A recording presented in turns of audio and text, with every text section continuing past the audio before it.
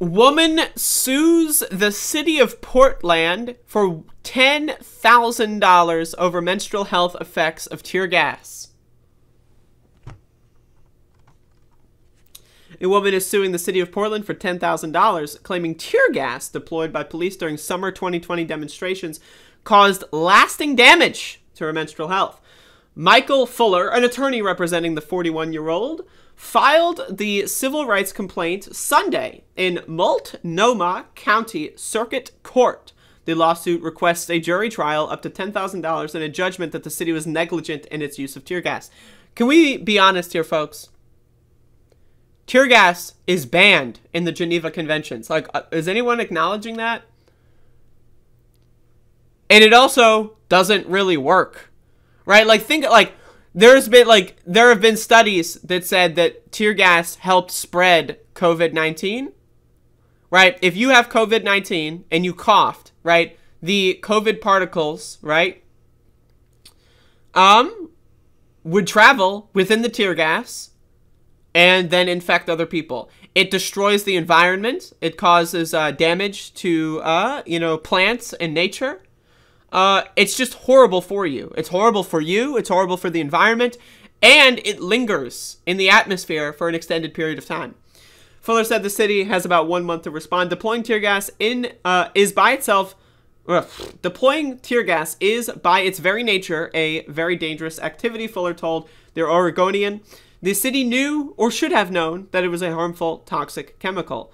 The city attorney's office declined to comment on the pending litigation. Vasquez moved out of her home in southeast Portland's Buckman neighborhood in August 2020 after experiencing months of cramping and irregularities in her menstrual cycle that she said were brought on by tear gas. Buckman is the first neighborhood across the river from downtown Portland, the site of most of the city's tear gas used. Vasquez said the gas would drift into her home through her windows and screen door.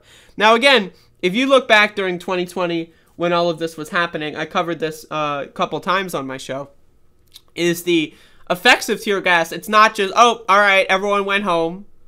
Like, okay, the most charitable interpretation of tear gas. Oh, there's a riot! Rioters and looters are running through the streets! There's blacks everywhere! We gotta get... Okay, and then they go home, right? So, all right, that's the most charitable interpretation, right? Except that that doesn't happen, right? When you use tear gas, all it does is make everyone upset.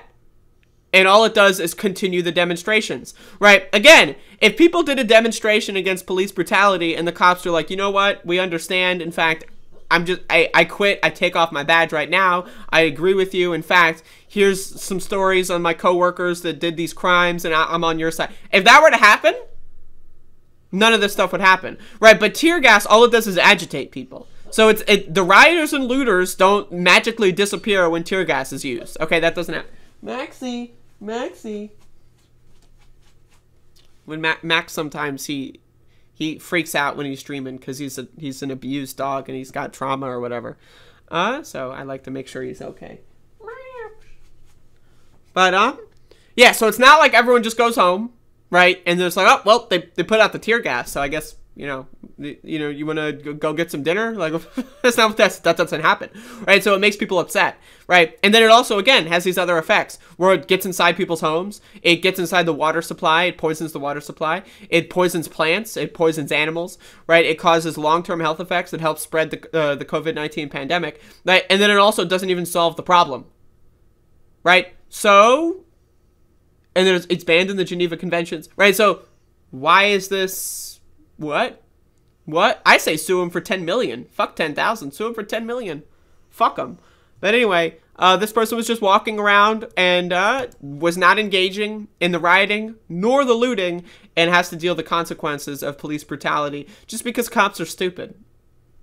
So again, this whole bullshit campaign with police controlling rioters, it doesn't happen. All it does is make situations worse. All it does is have unintended, or maybe, depending on their perspective, intended side effects. And again, you can just solve all of these problems by, I don't know, ceasing to murder people, Maybe stop disproportionately murdering black people. Maybe stop disproportionately arresting black people for doing the same crimes as white people. Maybe, I don't know, stop killing people in general, you know, like, again, maybe stop using chemical weapons. Maybe stop, you know, like, beating the shit out of people. Maybe stop, you know, arresting the press. Maybe if cops just, I don't know, followed the law. If cops followed the law that the rest of us followed, I've got a question, right? Let's say I'm afraid of large groups of people, right? Like, let's just say for whatever reason, right? And like, let's say I'm trying to like watch a movie and the movie theater's packed. So I just bring out some tear gas and clear out the movie theater. Am I going to be fine, or am I going to go to jail? So how come cops, oh, sorry, I'm uncomfortable because there's a lot of people in the street right now. I'm just going to throw some tear gas down. Is that okay? They're fine. Have cops been charged for this? No. Have they been fired for this? No. If you bring around tear gas and just, oh shit, there's a street performer and there's 40 people dancing at the sidewalk, it makes me uncomfortable. Just gonna throw down some tear gas. Guess what's gonna happen? You're gonna go to jail. So again, this is another example of police thinking that they're above the law. They don't care about the side effects. They don't care about what happens. They don't even care about solving the actual problems that they're dealing with right now. They don't care about anything except for feeling more powerful than everyone else. So that's the situation. So I hope this woman wins the case on that one.